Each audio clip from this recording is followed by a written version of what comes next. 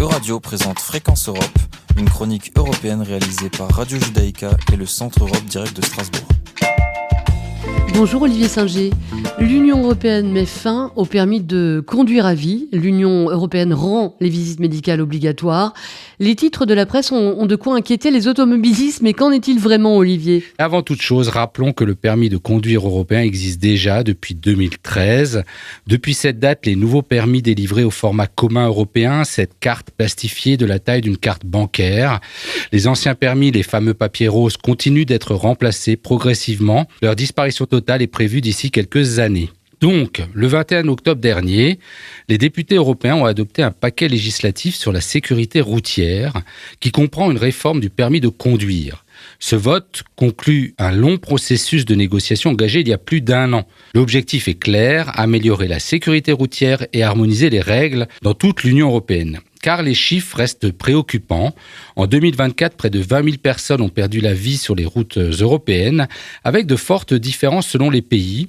La Suède et le Danemark comptent autour de 20 à 24 décès par million d'habitants, la Roumanie plus de 75 et la France environ 48 décès par million d'habitants. L'objectif, c'est de diviser ce nombre par 2 d'ici 2030 et de tendre vers 0 mort en 2050. Alors concrètement, qu'est-ce qui change avec ce texte ? Alors d'abord, pour les jeunes conducteurs. Le texte instaure une période probatoire obligatoire d'au moins 2 ans après l'obtention du permis.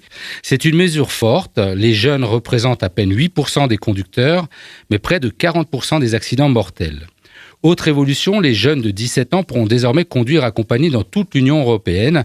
Ce qui était possible en France le sera aussi en Allemagne, en Italie, en Espagne. Et dès 18 ans, il sera possible de passer le permis poids lourd et à 21 ans, le permis bus.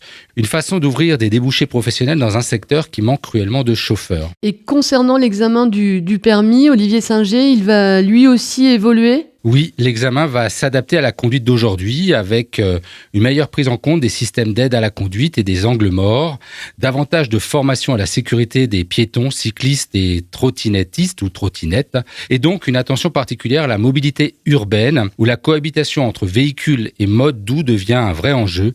Bref, le permis sort un peu de son univers toute voiture pour s'adapter à la mobilité de demain. Et pour les conducteurs déjà titulaires du permis, que se passe-t-il ? Là aussi, il y a du changement, notamment sur le partage d'informations entre États. Aujourd'hui, un conducteur français sanctionné en Belgique ou en Espagne peut souvent échapper aux conséquences une fois entré chez lui. Avec les nouvelles règles, ce sera fini. Les infractions graves, alcool, drogue, excès de vitesse de plus de 50 km/h, accidents mortels seront automatiquement communiqués entre pays.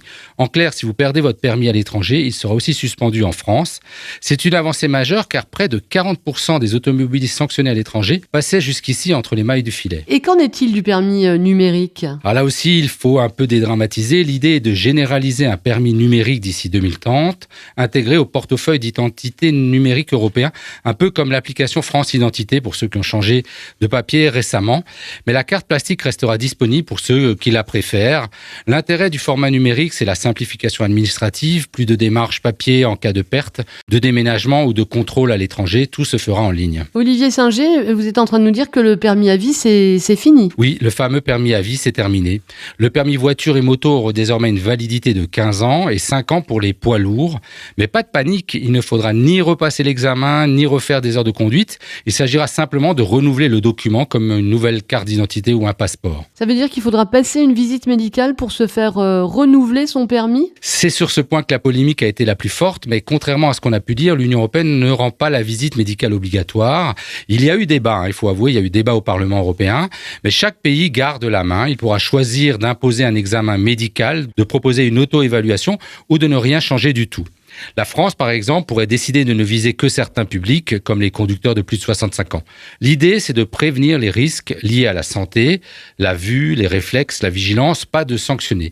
Certains pays le font déjà. Au Portugal, les conducteurs de plus de 70 ans passent une visite médicale régulière. Donc pas de révolution immédiate ? Non, rien ne change du jour au lendemain. Les États membres ont 3 ans pour transposer la directive dans leur droit national, puis encore 1 an pour la mettre en œuvre.